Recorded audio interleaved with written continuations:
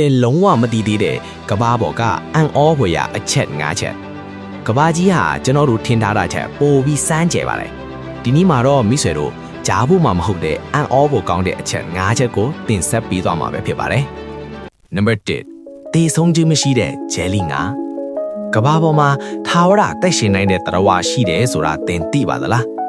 Turritopsis doni လို့ခေါ်တဲ့ဂျယ်လီငါမျိုးစိတ်ဟာအိုမင်းရင့်ရော်လာတဲ့အခါဒါမှမဟုတ်ထိခိုက်ထန်ရရတဲ့အခါသူတို့ရဲ့ cell တွေကိုအကောင်ပေါက်အဆင့်ထိပြန်လဲပြောင်းလဲပြနိုင်ပါတယ်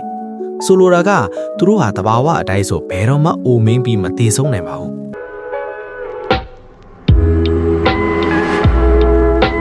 နံပါတ်2စိတ်မိုးရွာတဲ့ဂျိုများကဘာပေါ်မှာမိုးရွာရင်ရေပဲကျလာတာပါဒါပေမဲ့ကျွန်တော်တို့စัจ java လာတွေကစနေဂျိုညံ့ကြာတာပရိဂျိုပေါ်မှာတော့မိုးရွာတဲ့အခါစိန်တွေရွာကြတာထင်ပါတယ်လေထူထဲမှာရှိတဲ့ကာဗွန်တွေဟာပြင်းထန်တဲ့ဖိအားကြောင့်စိန်ခဲတဲ့အဖြစ်ပြောင်းလဲသွားပြီးဂျိုပေါ်ကိုမိုးဆက်တွေရွာကြလာတာထင်ပါတယ်နံပါတ်3တစ်ပင်တွေဟာအချင်းချင်းစကားပြောနိုင်ကြတယ်ဆိုရင်သင်ယုံနိုင်မလားဟုတ်ပါတယ်တစ်ပင်တွေဟာငိမ်သက်နေတယ်လို့ထင်ရပေမဲ့မီးအုပ်မှာတော့သူတို့ဟာအချင်းချင်းဆက်သွယ်နေကြပါတယ်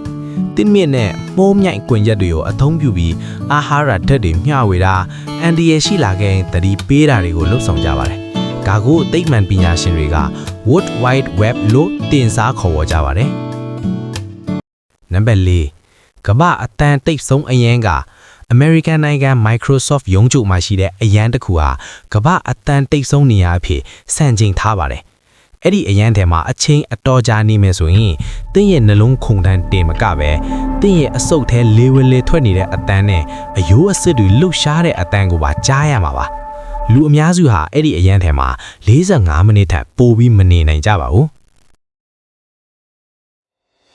နံပါတ်5ပြာရည်ဟာဘယ်တော့မှမပုတ်တော့ပါဘူးတင်တိပါသလားရှေးဟောင်းအီဂျစ်ဘီယင်တွေရဲ့ဂူတင်ချိုင်းတွေကိုတူးဖော်တဲ့အခါနှစ်ပေါင်း3000ကျော်တက်တန်းရှိတဲ့ပြာရည်အောတွေကိုတွေ့ရှိခဲ့ပါတယ်။အန်အိုးဝယ်ရာက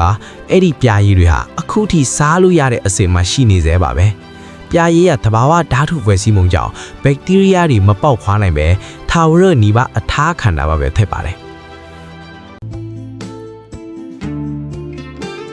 ဒီအချက်တွေကဘယ်အချက်ကတိတ်ကိုအန်အောစေဆုံးဖြစ်စေတယ်လဲ။ကွန်မန့်မှာရေးပေးခဲ့ပါဦး။အခုလိုစိတ်ဝင်စားစရာတွေနေ့တိုင်းကြည့်ဖို့ကျွန်တော်တို့ channel ကို like and subscribe လုပ်ထားဖို့မမေ့ပါဘူးเนาะ